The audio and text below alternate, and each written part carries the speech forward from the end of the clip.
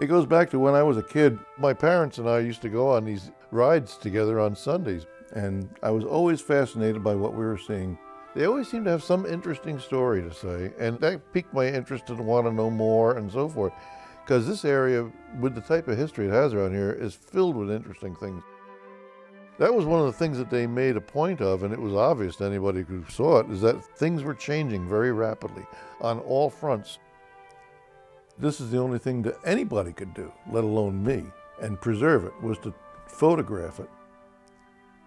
I've always felt that I had to take my pictures in kind of a measured way. I was more of a documentary photographer than I was an artistic photographer. You either come down on one side or the other. Either you're going to be an artist or you're going to be a documenter, and I always felt that I was a documentary photography person. I tried to bring in artistic elements. I tried to keep good composure, and I was always big for dramatic lighting. I liked dramatic lighting. It wasn't an easy thing to get, but I wouldn't take a picture unless the lighting was right. Very seldom would I take a picture or bother with things if they weren't going well in the lighting department. I would come back later on. I would pre-envision what was the good lighting for this subject, and that's why I got good lighting on my pictures most of the time, is because I just wouldn't settle for anything less. So much was happening that you couldn't confine yourself to just one front. I mean, you would have different projects would come and go, like the Rondout project.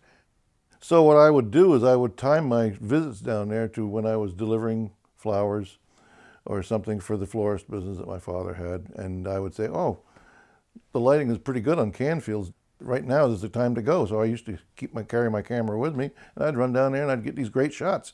And I'm thinking, well, I got just so much time. I got to keep one step ahead of the wrecking ball here. So that made the entire body of work look rather better than it would have if I had just approached it haphazardly.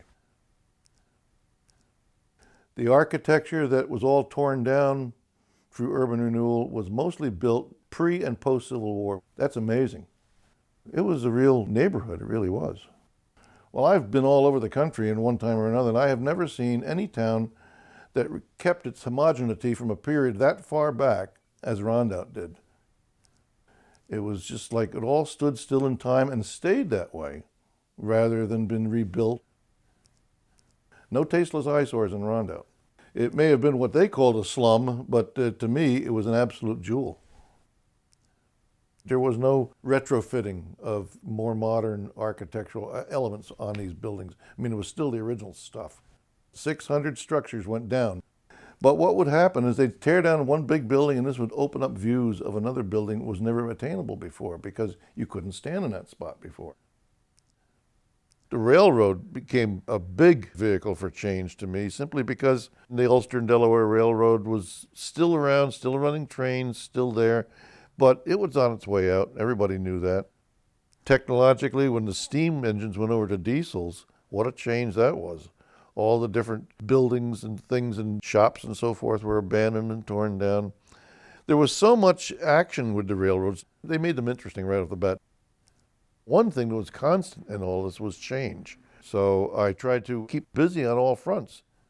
A good example of change, too, was the change in infrastructure that we saw along the roads and in villages and so forth. Stores that were torn down. Barns are a particular example that are good because it's very hard to keep a barn once the farm is gone. The reason and need for the barn fades, and it's a big building. They're very picturesque. Books and all kinds of things have been written about barns, and everybody loves the old barns. And most of them are gone now, unless it's a working farm that has had the maintenance and so forth that the barns need continually. Other things, too, in the infrastructure of roadside life, such as the bridges that were built in the 1880s and 1890s. Iron bridges that went across the creeks and things up through the Catskills. These little truss bridges are all gone now because they wouldn't support the weight of modern-day equipment. There are so many places today where you had beautiful vistas even as late as 50 years ago because of the way the land was cleared and used for farming and so forth that you no longer have. Know this, that take your pictures because things are going to change, whether it's some arsonist or the 100-year storm or the march of technology, it's going to change. I was always curious as to what I was looking at. the background behind it. It's kind of like Paul Harvey used to have that saying, now you know the rest of the story. And that's the way I always wanted to know the rest of the story.